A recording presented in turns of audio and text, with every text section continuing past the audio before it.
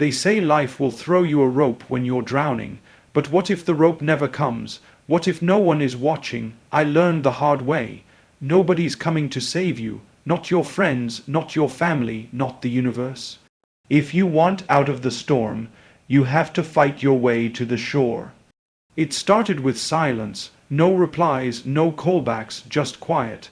I'd been laid off, rent was due, and my fridge was as empty as my hope. The people I thought would show up, they vanished, painfully fast. I waited, thinking maybe someone would check in. Maybe someone would ask, "Hey, are you okay?" But the world doesn't pause when you fall. It just steps over you and keeps moving. I stood in front of the mirror one night, staring at the stranger I'd become, hollow eyes, sagging shoulders. I whispered, "You're all you've got." And that hit me harder than any heartbreak ever had. The next morning, I did something I hadn't done in weeks. I made my bed, that's it. Just pulled the blanket tight and stacked the pillows. It wasn't much, but it was mine, a choice, a beginning. Then I took a walk. I didn't have a destination, but I had legs and I had time. With every step I whispered, "You are not done yet." I started reading again, books about mindset, success, and grit. Every word felt like a spark. I wasn't chasing happiness anymore. I was building discipline. I was learning how to fight. I set goals, small ones: drink water, apply to 3 jobs a day, work out for 10 minutes. I didn't need a breakthrough, I needed a rhythm, one small win at a time. The hardest part wasn't the work, it was killing my excuses. It's not fair. I shouldn't have to do this alone. True or not, those thoughts were chains, and I was the one locking myself in. One night, I deleted every number that hadn't checked on me. Family, friends, all of them, not out of anger but clarity. If they weren't in the fight, they didn't deserve the victory. Weeks passed. I wasn't rich, but I was no longer empty. I picked up freelance work, walked dogs, cleaned garages, anything legal, anything honest. Pride had no place in survival.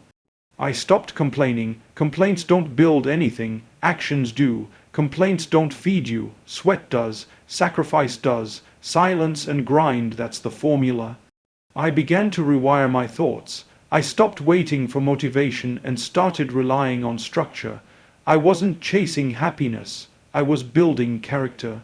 Suddenly, the voice in my head changed. It stopped saying, "You can't." It started saying, "Keep going." Months later, I looked in the mirror again, same eyes, same scars, but now they burned, not from sadness, from fire. I had built something no one could give me, self-respect. People started noticing, "You look different." No, I wasn't different. I was finally who I was always meant to be. All I had to do was stop waiting and start becoming. Life didn't get easier, but I got sharper, stronger, wiser. I became my own backup plan, my own hero. I no longer hoped for rescue. I built a way out. The world hadn't changed. People still ghosted. Bills still came, but now I had armor, built from rejection, forged in loneliness. Strength doesn't come from comfort. It comes from climbing with no one to catch you. Someone once said, "Be who you needed when you were younger." So now I share my journey, not for claps, but so someone out there, drowning quietly, knows you're not weak for being alone. Because here's the truth. You can rise, you can rebuild, but no one's going to do it for you. The rope you're waiting on, it's in your hand. Tie it, climb. Listen to me, your life doesn't change when others show up. It changes when you do, when you stop waiting for someone to believe in you, and start believing in yourself. Don't wait to be chosen, choose yourself. Don't wait for strength, build it. Don't wait for a sign, be it. Because this story, it's not mine anymore, it's yours now, so take it, run with it, and remember, nobody's coming to save you, but you were never meant to be saved, you were meant to rise.